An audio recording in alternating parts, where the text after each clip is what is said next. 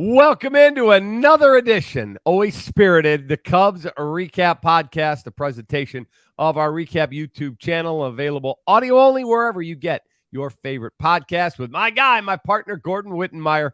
I'm David Kaplan. We are down to the final 4 days of the Major League Baseball regular season. Cubs have one more in Atlanta. The Reds get an off day today. Regular season? This is it, man. This Final is it. 4 days of the year. That's it. Not so That's quick. it. The Marlins are at New York tonight, at Pittsburgh for 3, and the Diamondbacks finishing up with the White Sox, and then they get the Houston Astros for 3. This thing is far from over, Gordon. Good God, man. Even after those first 2 games in Atlanta, you're still Mr. Kool-Aid drinker. If they can't win that, what was it? I'm losing track of what day this is. The opener of the Atlanta series.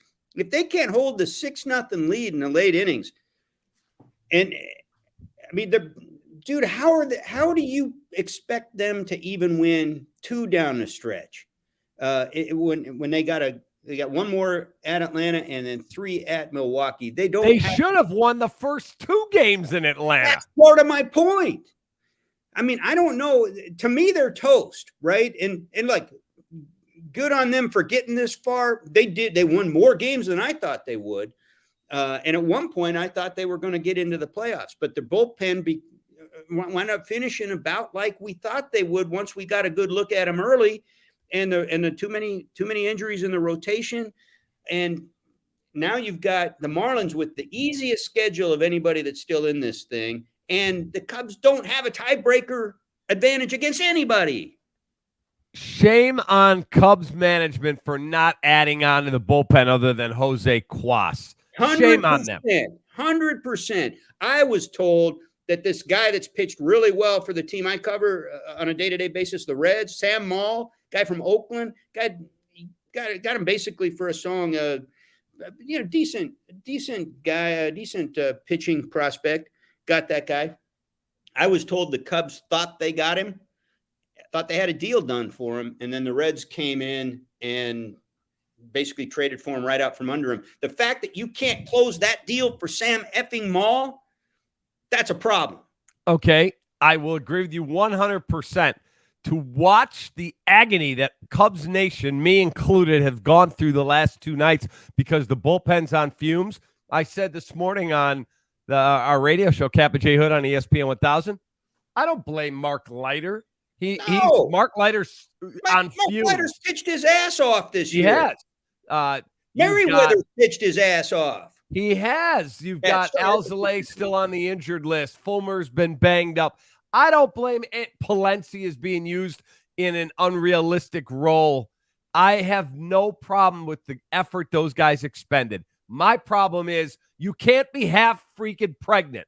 If you're going to get pregnant, then get pregnant. Don't tell me you're trying to. Are we or are we not? Don't tell me how rocky the water is. Dock the goddamn boat. And if you go out and get Candelario, then you're all in. Go get yourself some freaking pitching. Go get yourself. And you weren't looking for the top of the market starting pitcher. You're looking for bullpen help. Right. That can lend some depth and pick up an inning here and there and take some of the pressure off some of these other guys that are doing the job. That's what you're looking for. And the other part of this, Cap, is this wasn't a surprise. We saw this coming since April. We knew this was a need in the beginning. And once they turned a corner and got good, you can't just suddenly say, well, some of those guys are pitching well now.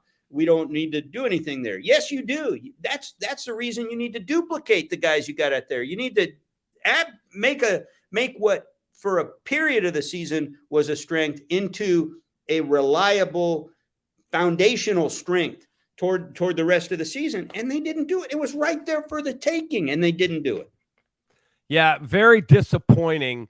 If they had said, look, we appreciate the sentiment, we're going to play it out with what we have, we're not going to go get Candelario, or if they had gone to the other extreme, we're going to trade Bellinger and we're going to do this, we're just not in agreement with all of you. Okay, we can have that discussion, right or wrong.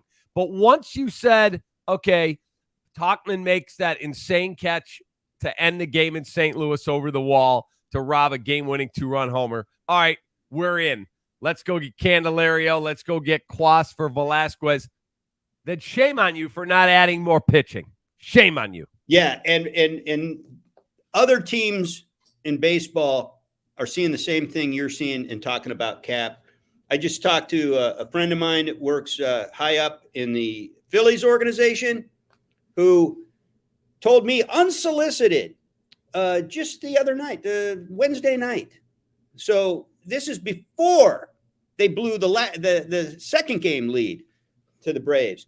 He unsolicited, he said, well, we were really rooting for the Cubs to win that second wild card because that's who we wanted to face. What does that tell you about your team and the bullpen? Fair enough. Fair enough. Philly's got a good team, and everyone looks at the Cubs as a dying horse. Boy, I hope they get in because they're out of juice. I mean, you look at some on of them these for other not teams. adding on. Do you want to face Arizona, which is finishing strong, and they're so young and athletic? They got a couple of pitchers that can beat you in a short series. Do you want to face Miami, which has a ton of good young pitching, and they're coming on strong now? The Reds, who the hell knows? But if the Reds get in, they're not going to. But if they had gotten in, you're talking about a team that can put Hunter Green in an opener and can run you to death. So, and they got one of the better bullpens in the game. So, yeah, if you're looking at those as a possible first-round opponent at home in a short series, yeah, I want the Cubs too if I'm the Phillies. So why do you think Jed did this? Is it they don't want to be in the luxury tax, not because they don't want to spend the money, because they don't want to have to reset when they think their window to win is going to be open 24, 25, 26, 27? Well, we saw what happened at the trade deadline when they also moved a couple of guys off the roster and got got under the luxury tax. Yeah, that was Adrian Sampson's money was what put them under. Right. So we saw that happen, and you knew what they were doing. They were trying to thread a needle on it. But, this is one of those times, Cap, where we actually agree on something. If you're going to go in, you go in. If you're not, then back to what you said. If you got designs, if you think, by some freaking miracle, you're going to re-sign Cody Bellinger, God help you, go ahead and keep him. But maybe trade Stroman. I mean, if that's going to be the case. And that was before Stroman went on the IL. So you didn't do that. You decided to keep the guys. They were playing well.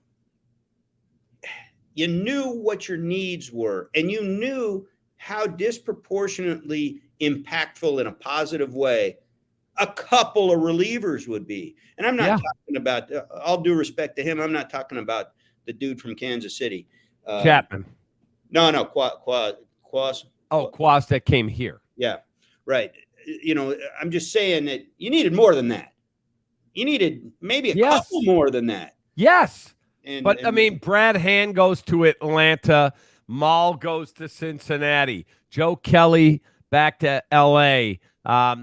Keenan Middleton, who his last 10 starts, I know he had a stint in the IL. He's given up a run in one of his last 10 or 11 appearances. He's pitching for the Yankees, who are up the track. The Marlins went out and added on Josh Bell and Jake Berger. And, dude, that is unfreaking acceptable to tell me, well, we're going to try and get in, and we'll go get you Candelario and, a guy who's a former position player who's just learning how to pitch in Quas, and we're not going to go get you the rest of it. Right. Didn't the Marlins pick up Matt Moore? Is it Matt Moore they picked up? I believe they did off a waiver. Off of waivers, yeah. They were in front of the line on the Cubs. I'm sure the Cubs put in a claim for him too. But he was another guy available at the deadline. So if indeed the Cubs don't get in, and I still think they have a decent chance, but they've got to win tonight. Tonight for me, I don't think they have a decent chance. Tonight is a massive game. They got arguably the toughest remaining schedule. I don't know if I agree with that because Milwaukee is clinched. They're setting their team up. I think Milwaukee would love to play the Cubs. They may back off. Boy, that's a dangerous game to play. I've seen teams do that. That's a really dangerous game to play. I don't think they do that. I think they play the game to win it. I do think they set up their pitching. So you may not see Corbin Burnes in that series. I don't know where he would be scheduled anyway. But let's see. The playoffs would start on the 3rd. Mm-hmm. So the opener of that series is the 29th, right? 29, 30, and 1. 29, 30, 1. Yeah, so you don't see him. You wouldn't see Corbin Burnes in that series, assuming they're lining him up for the playoff opener. You might see Woodruff in the opener, or whoever they want to throw second. But it's Hendricks Woodruff on Friday night. There you go. So he would be your game 2 starter. And I think if you're them, and then it's Wicks Peralta in game 2. Wicks Peralta in game 2. And by the way, Woodruff is not a guy like Burnes. Might be a guy in his last start of the season. You taper him back to 5 innings, even if he's pitching well, just so that he's that much fresher for the playoff opener. Woodruff, you don't have to worry about that with, because he spent a lot of the year on the IL. He's fresh already anyway. You just play that out. And so a lot's on Hendricks. We know he's a big game pitcher, none bigger than this year anyway, none bigger than this for the past few years for this team. I mean, obviously that's where it starts, and maybe you pull off a series. I don't know, man. You talking about sweeping the Brewers? I mean, you almost have to do that to get in.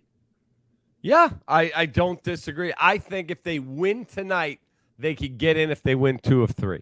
Let's make it perfectly clear to everybody. They're not a game back. They're 2 games back because they can't tie. They can't tie anybody. They don't have Correct. a tiebreaker advantage, and they don't play off the tiebreakers anymore like they used to do for 100 years. Correct. So there's a tiebreaker formula, and they've already lost it to the Diamondbacks and the Marlins and the Reds, for that matter, although the Reds are irrelevant for this conversation. So they got to beat it. They got to finish a game up on them. Okay, so Gordon, if the season ends on Sunday and the Cubs are ruining not making a deal and they don't get in, is this season, they're at 82 wins right now. Let's assume they finish whatever it is, 83, 84, whatever it is. Yeah. Do they look at this season once the sting of not getting in goes by, if that happens, and go, it was a successful season? Well, who do you mean? Like I would say if the guys in the clubhouse, the players, they have a right to look around that room and say this was a successful season. We exceeded expectations and we almost got there. None of those guys are going to be disappointed. They're professional competitors. But they have a right to say that they had a successful season as a group.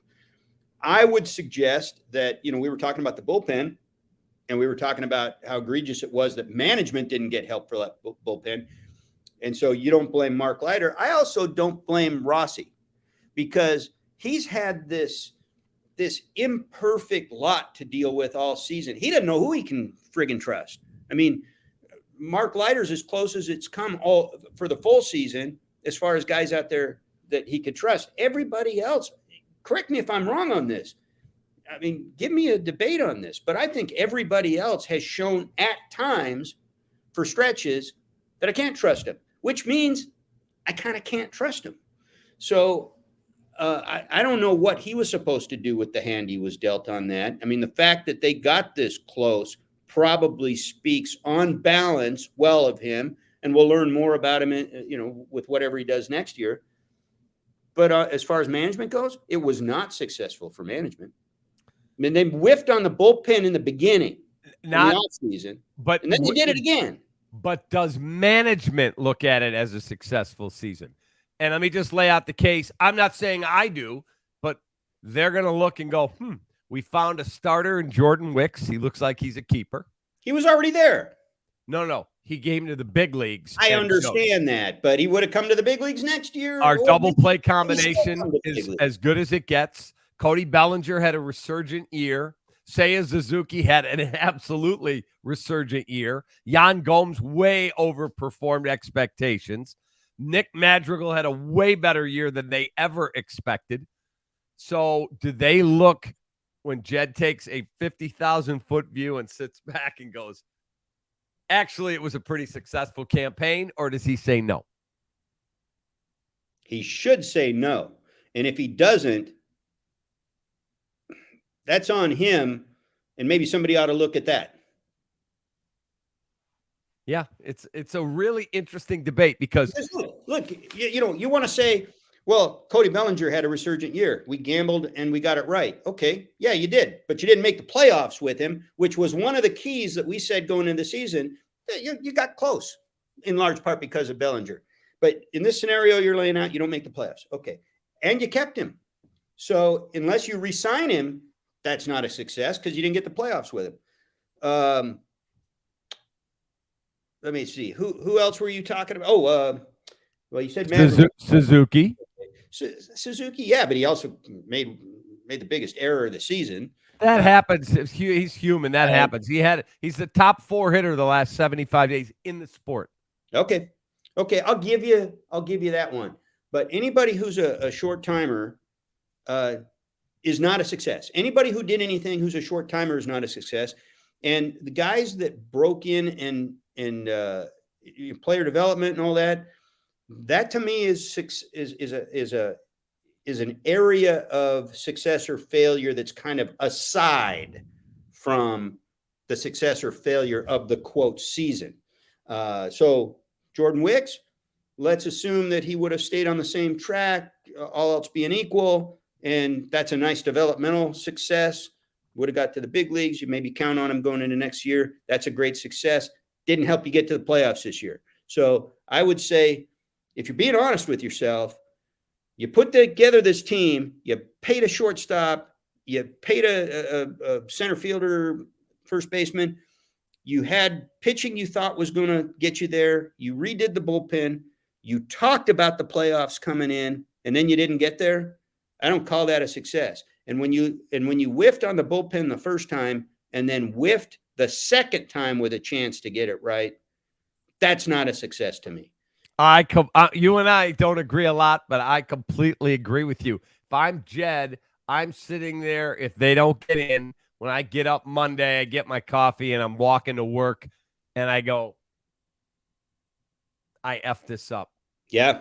I should, if I go out and add 2 decent bullpen pieces. I'm not telling you, boy, why didn't you go get Justin Verlander and trade for Shohei Ohtani? I didn't ask for that. Just get me Sam Maul and Brad Hand or somebody like that. I'm not talking pie in the sky. You're playing. You're not even worried this weekend. You're right. And if he doesn't look in the mirror and say that, at least being honest with himself, then somebody ought to look at him. So, and then I know Jed well enough. Jed's going to privately go, son of a bitch. I didn't think we were good enough. We were, and I let us down. It won't happen again. You're saying that he's going to look at it and say, I didn't think we were good enough? No, he's going to say, I didn't think we were good enough back then, and they convinced me, and it turned out we were good enough, and I effed this up. That's on me. It'll never happen again.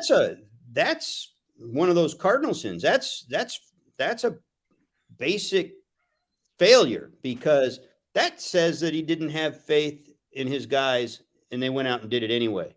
It was not quite, almost what the 2021 team pulled off, because they were trying to win despite management when they sold Yu Darvish out from under that team. And all those guys were around in their lame duck seasons trying to put something special together. And we're in first place on June 24th and trying to do it despite management.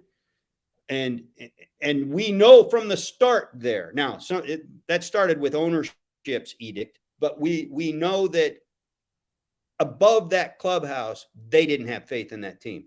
They undercut it and didn't plan to win with that team. And they almost did it anyway, despite them. And now this scenario that you just laid out, would be this team succeeding to the degree that it did, despite management's lack of faith.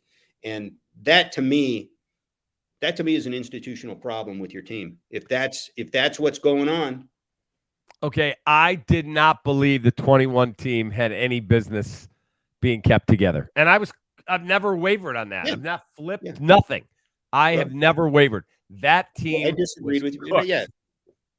I thought, yeah. I mean, I think that had the pandemic not come along, we'd have seen a different outcome. And maybe it wouldn't have even been for the best. But all those decisions were based on money at the time. From a franchise that didn't have to make as deep a decisions as they did. We know why, the debt and blah, blah, blah. We know all that. But from a baseball standpoint, what happened in 2021 was an ownership issue. It was about money. And we can, who knows what would have happened otherwise if you're making different decisions, if the pandemic didn't happen and all that. But that said, you're laying out this scenario now as we're removed from that, but it echoes a little bit of what happened. Like guys in the clubhouse overperforming and playing with a chip. Maybe it's not because of management this year. It certainly was then, but it's despite management's failure to get more done this year that they've succeeded to the degree they have. And I think at the end of the day, when you're looking at that, whoever's running the team needs to be accountable for that. Okay, so before we wrap this up, by the way, the Diamondbacks just lost to the White Sox 3-1. If Tom and Jed and Carter Hawkins, David Ross, you believe Ross will be back, right? Yeah. Okay. If I do too, if those four get in a room and they say, okay, guys, in this room only, we effed this up. We should be playing this week. That's on us. We want to push our chips in. Let's get moving for next year. Call Scott Boras, get him on the phone, find out right now what's it going to take, and let's try and get a deal done there. And then let's go get whatever, if it's the Japanese pitcher that Jed just saw, or Blake Snell, or there's a Darvish-type contract like they gave up on a couple years ago. Aaron Nola, whoever it is. Go get him, plug and play. Cade Horton's minor league pitcher of the year in the organization. He's coming quick. We are pushing our chips in. Let's go. How good do you think they can be next year with that philosophy? I'm not asking for Ohtani. I'm asking for Bellinger and some starting pitching and fix my bullpen. Yeah, the Bellinger one is tricky. Let's say they get a legit starter that can come in and supplement what they have, and they rebuild the bullpen well this time.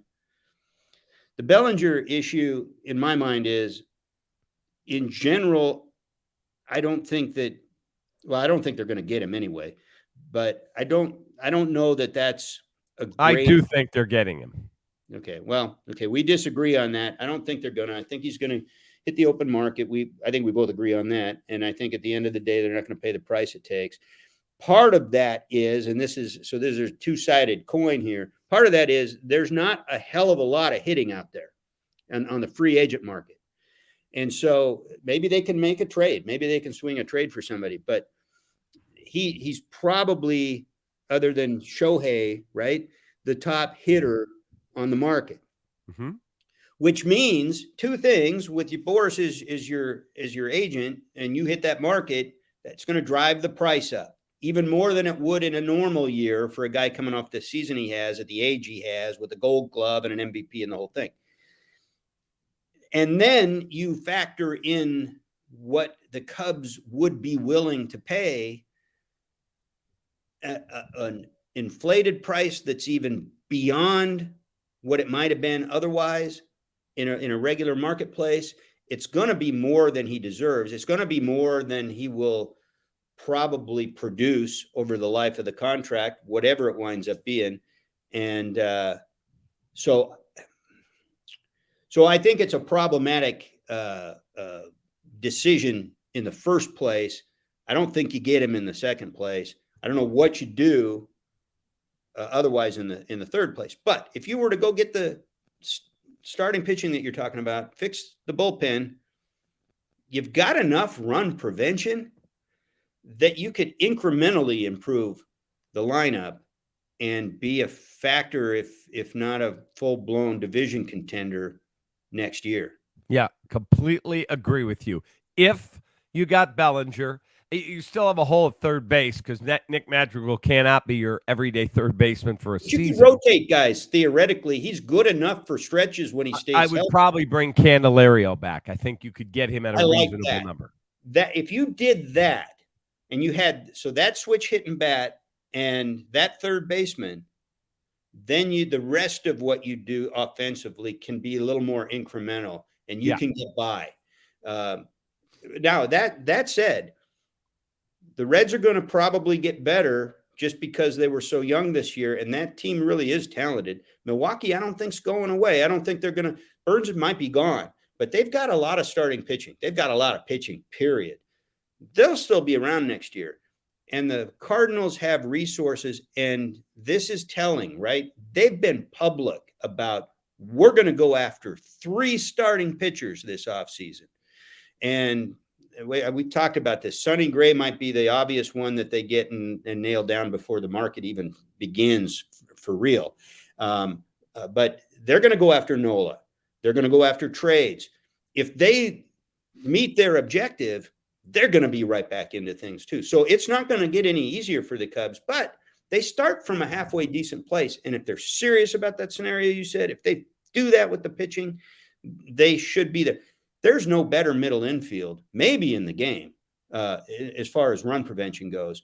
I was looking at some defensive metrics the other day for another reason, and those 2 guys just popped off the page. That's when you start there, and then you start with this pitching, you've got a chance to do something. Yes. All right, Gordon. We'll see if they get in. We will find out, my friend. They're a game, I believe. Let me just check the latest standings on MLB.com. With the Diamondbacks lost this afternoon in the wild card, Arizona is – they've got to be what? A game up or a game and a half up on the Cubs? Is that something right? Yeah, because I think it was 2 going in. They were – so they're 84 and 75. And the Cubs are 82 and 76. Yeah. So one and a half. Game and a half. They've got 3 games with Houston. The Cubs have 3 at Milwaukee. And Miami's tied with the Cubs. So even if the D-backs get in, Cubs gotta win more games than the Mets fan tonight, baby. David Peterson, let's go. All right, have a great day. All right, you too, Cap. It's my guy. That's Gordon Wittenmeyer. He and I will be back next week. We'll know if the Cubs are playing a playoff game. In fact, they'll already have one in by the time we record again. For Gordon, I'm Cap. Have a great rest of your day. Take that. Game and a half. They've got 3 games with Houston.